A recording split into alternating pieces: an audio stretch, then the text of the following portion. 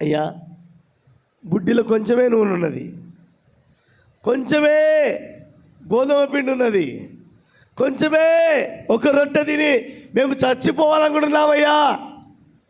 భయపడద్దు, మీ బుడ్డిలో ఉన్న నూనె తరిగిపోదు, మీ పిండి తరిగిపోదు. మిమ్మల్ని పోషించే దేవుడు. ఆమేన్. ఆ వాగు దగ్గర ఉంటే ఒకడే బాగుపడుతున్నాడు, ఈ ఇంటికి వస్తే దేవుని దాసుడు బాగుపడ్డాడు, విశ్వాసులు కూడా బాగుపడ్డారు. చప్పలు కొట్టాను గట్టిగా. హల్లెలూయా. అందరు చెప్పండి హల్లెలూయా, హల్లెలూయా. ఒకటి మాత్రం గుర్తుపెట్టుకోవాలి, దేవుడు మనల్ని పోషించే దేవుడు. మరొక మార్గం తెరిస్తే మనం బాగుపడతాము, మనతో ఉన్నవారు కూడా బాగుపడతారు. ఎందుకు ఆగిపోయిందయ్యా? కాకులు రావడం లేదయ్యా,